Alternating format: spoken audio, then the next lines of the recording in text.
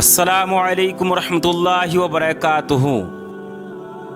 তারিখের কিতাবে এক বাবা ও ছেলের একটি এমন কাহিনীও সামনে এসেছে যেটিকে শুনে প্রত্যেকের চোখে অশ্রু চলে আসে। হযরত মুহাম্মদ সাল্লাল্লাহু তাআলা আলাইহি ওয়াসাল্লামের ইন্তেকালের 55 বছর পেরিয়ে গিয়েছিল। শুভে সাদিকের সময় ছিল, ফজরের নামাজের সময়। ফারুক বিন আব্দুর রহমান নামের এক ব্যক্তি মসজিদে আসে আর নামাজ আদায় করার পর ইমাম সাহেবের ওয়াজ শোনার জন্য মসজিদে বসে থেকে যায়। ইমাম সাহেব বলছিলেন, হে মানুষ সকল, তুর্কিস্তানে জিহাদ শুরু হয়ে গেছে, সেখানে মানুষজনের খুবই প্রয়োজন, সেজন্য আপনারা সকলে খুব বেশি বেশি করে সে জিহাদে অংশগ্রহণ করুন। হযরত ফারুক বিন আব্দুর রহমান যখন এই কথাকে শুনলেন, যখন শুনতে পেলেন যে তুর্কিস্তানের জিহাদে মানুষের প্রয়োজন, তো তখন তিনি ঘরে ফিরে আসলেন। আপনাদেরকে জানিয়ে রাখি যে এই সময় ফারুকের নতুন নতুন বিবাহ হয়েছিল। ফারুক যখন নিজের স্ত্রীকে বললেন, আমি আল্লাহর রাস্তায় জিহাদ করতে যাওয়ার জন্য আপনার কাছে অনুমতি নিতে এসেছি, তখন ফারুকের বিবি বললেন, আপনি এমন সময়ে কেমন কথা বলছেন? আমার পেটে আপনার 2 মাসের বাচ্চা আছে, যদি আপনি আমাকে একা ছেড়ে দিয়ে চলে যান তাহলে আমার আর আমার বাচ্চার কি হবে? হযরত ফারুক বললেন, হে আল্লাহর বান্দি, তুই আল্লাহর উপর ভরসা রাখ, আর আমার কাছে এই যে 4000 দিনার আছে, এটিকে তুই নিজের কাছে রাখ, আর এটিকে তুই খরচা করতে থাকবি। আমি তো 4 মাস পরেই ঘরে ফিরে আসবো। অনেক বোঝানোর পর বিবি বলল, ঠিক আছে, কিন্তু তাড়াতাড়ি ফিরে আসবেন। বিবির অনুমতি পাওয়ার পর ফারুক সেদিন জিহাদের জন্য নিজের সামানপত্রকে গোছাতে লাগলেন, আর সন্ধ্যা নেমে আসার আগেই নিজের ঘোড়াকে নিয়ে বাড়ি থেকে তুর্কিস্তানের দিকে বেরিয়ে যেতে লাগলেন। স্বামীকে যেতে দেখে বিবির চোখে অশ্রু চলে আসলো। ফারুক বিবির গলাকে জড়িয়ে ধরে বললেন, তুমি পেরেশানি হইও না, নিশ্চয়ই আল্লাহ তোমার সাহায্য করবেন, আর আমি তো খুব তাড়াতাড়ি ফিরে আসবো। কিন্তু হ্যাঁ, এই কথার দিকে অবশ্যই খেয়াল রাখবে, যদি আমি পুনরায় ফিরে না আসতে পারি আর আল্লাহর রাস্তায় শহীদ হয়ে যাই, তাহলে তোমার পেটে যে বাচ্চা আছে, যদি সে ছেলে হয় তাহলে তাকে অনেক বড় আলিম তৈরি করবে, আর যদি সে মেয়ে হয় তাহলে তাকে খুব ভালো করে মানুষ করে কোনো ভদ্র ঘরে তাকে বিয়ে দিয়ে দেবে।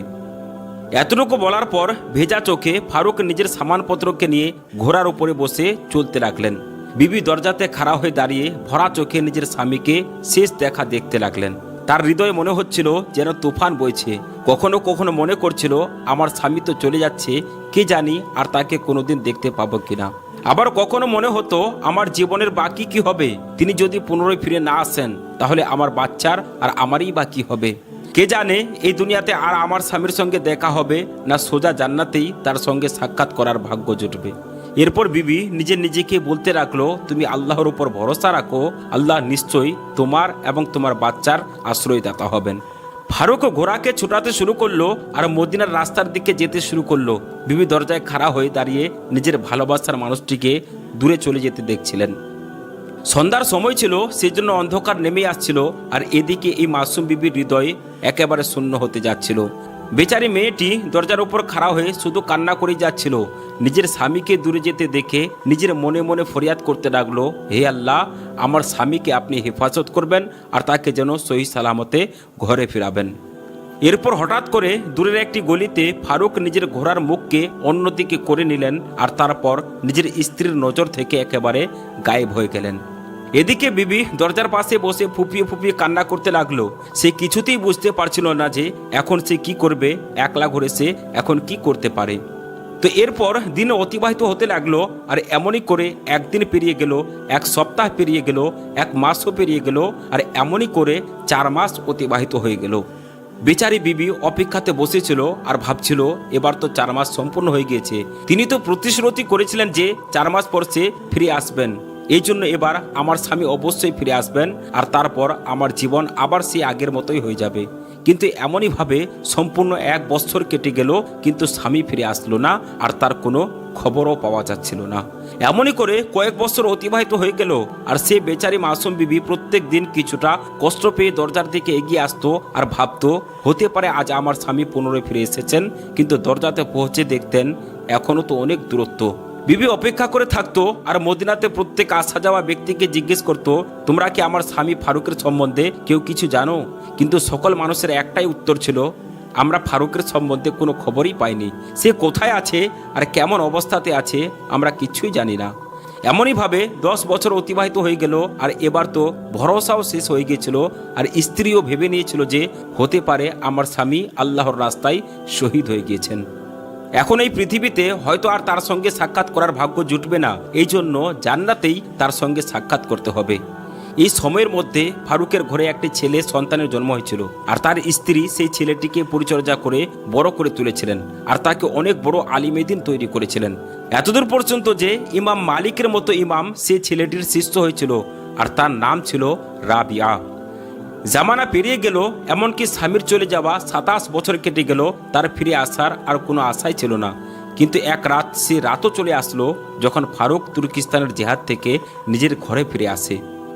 আজ থেকে 27 বছর আগে যখন এই ফারুক জিহাদ করতে গিয়েছিলেন তখন এক যুবক ছেলে ছিলেন, কিন্তু এখন ঘরে ফিরে যাচ্ছেন বৃদ্ধ হয়ে। ফারুককে নিজের বিবি বাচ্চার স্মৃতি কুরে করে খাচ্ছিল, এই জন্য নিজের ঘোড়াকে নিল আর মদিনার দিকে চলতে লাগলো।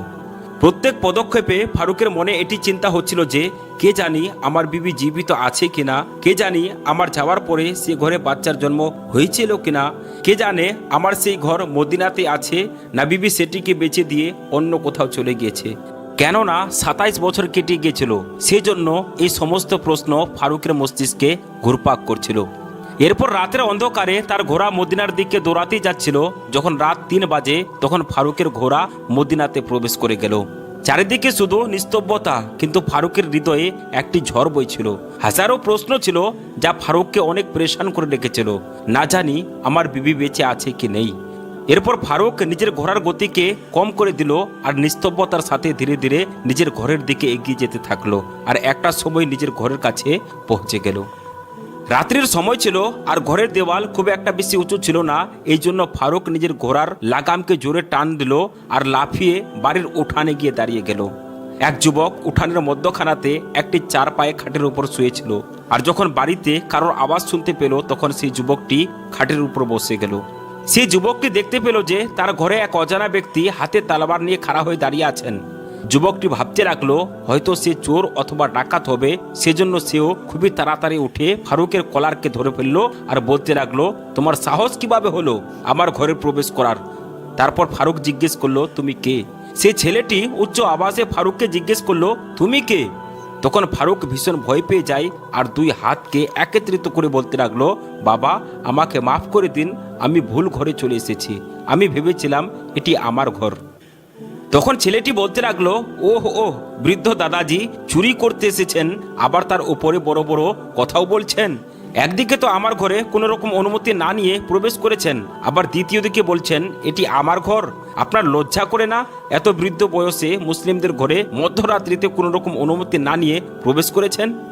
ফারুক অনেকটাই বয়স্ক হয়ে গিয়েছিলেন, আর সেই জন্য সেই যুবক ছেলের উচ্চ আওয়াজে ফারুক কাঁদতে লাগলো, হাত জোর করে বলতে লাগলো, বেটা আমার ভুল হয়ে গেছে, আমাকে মাফ করে দাও, আমার অনেক বড় ভুল হয়ে গেছে, আমি এখনই তোমার ঘর থেকে চলে যাচ্ছি, আমাকে ছেড়ে দাও। কিন্তু সেই ছেলেটি তার কলারকে ধরে বলতে লাগলো, এত সহজে কিভাবে চলে যেতে পারবে? আমি তোমাকে হাকিমের কাছে নিয়ে যাব আর তারপর শাস্তি দেব, যাতে করে দ্বিতীয়বারের মতো তুমি অন্য কোনো মুসলমান ব্যক্তির ঘরে চুরি করার সাহস না করো। এরপর আওয়াজ শুনে মা উঠে পড়লেন আর তিনি বললেন, বাবা বয়স্ক মানুষ আছে, তাকে ছেড়ে দাও, ভুল হয়ে গিয়েছে হয়তো, তাকে চলে যেতে দাও। কিন্তু ছেলেটি বলল, না মা, তাকে আমি এত সহজে যেতে দেব না। এরপর কথাবার্তার আওয়াজ শুনে মহল্লার মানুষরা পর্যন্ত সে জায়গায় জমা হতে লাগলো, আর এখানে ইমাম মালিক রহমতুল্লাহি তাআলা আলাইহিও চলে এসেছিলেন। এবার ইমাম মালিক রহমতুল্লাহি তাআলা আলাইহিকে দেখে সমস্ত মানুষ তার সামনে থেকে সরে গেল, আর ইমাম মালিক রহমতুল্লাহি তাআলা আলাইহি এগিয়ে গিয়ে হযরত ফারুককে জিজ্ঞেস করতে লাগলো, দাদাজি আপনি কে, আর এমনভাবে অন্য মানুষের ঘরের ভিতরে কিভাবে প্রবেশ করতে লাগলেন? হযরত ফারুক উত্তর দিলেন, বাবা আমি বৃদ্ধ হয়ে গিয়েছি আর আমার নজরও দুর্বল হয়ে গিয়েছে, এই জন্য আমার সঙ্গে এ ভুল হয়ে গিয়েছে, আমি ভেবেছিলাম যে এটি হয়তো আমারই ঘর। এরপর হযরত মালিক রহমতুল্লাহি তাআলা আলাইহি জিজ্ঞেস করলেন, দাদাজি আপনার নাম কি আর আপনি কোথায় থাকেন? হযরত ফারুক বললেন, বাবা আমি মদিনারই বাসিন্দা, কিন্তু আজ থেকে 27 বছর আগে আমি তুর্কিস্তানে জিহাদের জন্য গিয়েছিলাম, আর আজ ফিরে আসছি, আর আমার নাম ফারুক বিন আব্দুর রহমান। ঘরের ভিতর থেকে ফারুকের স্ত্রী এই সমস্ত ঝগড়া চুপচাপ শুনছিলেন, কিন্তু যেমনই সেই বৃদ্ধ দাদার মুখ থেকে এমনটি শুনলেন যে আমার নাম ফারুক বিন আব্দুর রহমান, তখন দরজা খুলে নিজের স্বামীকেই দেখতে লাগলেন। ফারুকের স্ত্রী ফারুকের এমন বৃদ্ধ চেহারাতেও সেই 27 বছর আগের চেহারাকে দেখতে পাচ্ছিলেন। এমনটি মনে হচ্ছিল যেন এই জামানা পরিবর্তন হয়ে গিয়ে পুনরায় 27 বছর পিছনে ফিরিয়ে গিয়েছে। আর সে ফারুক যে নিজের স্ত্রীকে ছেড়ে আল্লাহর রাস্তায় জিহাদের জন্য যাচ্ছিল, সেই দৃশ্য তার বিবির সামনে এখন যেন স্পষ্টভাবে ভেসে উঠেছিল। তখন বিবি জোরে জোরে চিল্লিয়ে চিল্লিয়ে নিজের ছেলে রাবিয়াকে বলতে লাগলো, হে রাবিয়া, এই মানুষটির কলারকে ছেড়ে দাও। হযরত রাবিয়া ঘাবড়ে গিয়ে নিজের মায়ের দিকে তাকিয়ে দেখলো। তখন মা বলল, তুই কি জানিস এই ব্যক্তিকে? রাবিয়া বলল, আম্মা জান, আমি তো জানি না এই বৃদ্ধ মানুষটি কে। মা বলল, বাবা, এটাই তোর সেই বাবা যার জন্য তুই প্রত্যেক রাতে আমাকে প্রশ্ন করতিস, আম্মা জান, বাবা কোথায় আছে আর কবে আসবেন। এটি শোনা মাত্রই রাবিয়া নিজের বাবার পায়ের তলাতে পড়ে গেলেন আর জড়িয়ে কান্না করতে লাগলেন। এরপর ফারুক নিজের ছেলেকে গলাতে জড়িয়ে ধরলেন আর তারপর বাবা ছেলে একসঙ্গে মিলিত হয়ে অনেকক্ষণ পর্যন্ত কান্না করতে থাকলেন। মা দরজা খুললেন আর ফারুক নিজের ছেলের সাথে ঘরের ভিতরে গেলেন। ভোর 4টি বেজে গিয়েছিল। 1 ঘন্টা কথাবার্তাতে কেটে গেল, ওদিকে ফজরের আজানও হতে লাগলো। ফারুক নিজের বিবিকে জিজ্ঞেস করলেন, জিহাদে যাওয়ার সময় আমি তোমাকে যে 4000 দিনার দিয়েছিলাম সেগুলো কোথায় আছে? বিবি বলল, সে 4000 দিনার সুরক্ষিত হয়ে আছে। আপনি প্রথমে মসজিদে নববীতে গিয়ে ফজরের নামাজ আদায় করে আসুন। তার ছেলে রাবিয়া প্রথমেই তো মসজিদে চলে গিয়েছিলেন, কিন্তু ফারুক কিছুটা দেরি করে গেলেন। তো সেই সময় পর্যন্ত মসজিদে অনেক বড় একটি জামাত উপস্থিত হয়ে গিয়েছিল।